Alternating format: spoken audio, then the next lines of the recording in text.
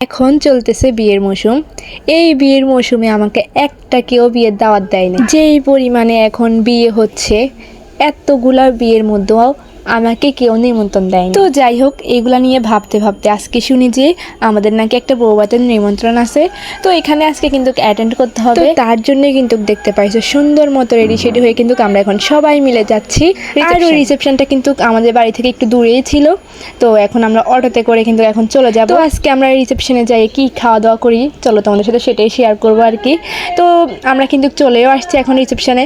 তো এখানে কিন্তু দেখতে পাইছি যে আমার বাবার খাওয়া কিন্তু শেষ। আমরা কিন্তু অনেক লেট করে গেছি, প্রায় 3টা বাজে। এখন আমরা গেছিলাম হচ্ছে গিয়ে বাড়ি থেকে, আর বাবা তো অফিসে ছিল, তো উনি অফিস থেকে ওইখানে চলে গেছে। আমাদের দিক দিয়ে তো ভালোই হয়েছে, যেহেতু বাবাইকে নিয়ে খাওয়া কিন্তু অসম্ভব। আমার বাবাইকে তো আমার বাবাই রাখবে, আর এখান দিয়ে আমরা তো খাইতে আসছি, তো খাওয়া। তো যাই হোক, তারপরে কিন্তু আমরা লেট না করে চলে যাই খাওয়ার দিকে। এখন আমরা খাইতে বসে গেছি। আর দেখো ওই দিক দিয়ে কিন্তু আমার বাবাইকে সামলাচ্ছে, কিন্তু ওকে সামলাতে কিন্তু খুবই কষ্ট হয়ে যাচ্ছে। তো যাই হোক, তারপরে কিন্তু আমাদের সামনে খাবার চলেও আসছে। এন্ড আজকের আইটেমে ছিল হচ্ছে কি একটা ভর্তা ছিল, রোস্ট ছিল, মাটন ছিল, এন্ড একটা ডিম ছিল, তারপরে একটা ডালও ছিল। তোমাদের কার থেকে এরকম বিয়ে বাড়িতে যাই খাইতে তো ভালো লাগে, তোমরা কিন্তু অবশ্যই কমেন্ট করবে যে আমার মতো আর কি।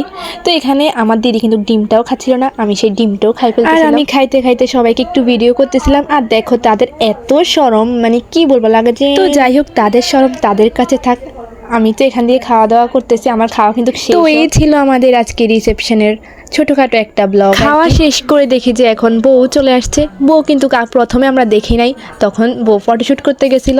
অ্যান্ড এখন আসছি খাওয়া দাওয়া শেষ করে, এখন দেখি বউ এখানে আসি বসে আছে। আমি এখানে বসে আছি, আমার সাথে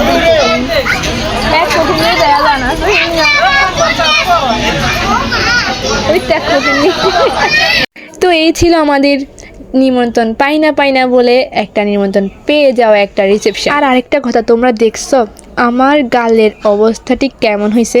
আমার বাবাই আমার গালকে পুরো শেষ করে দিছে, পুরো শেষ।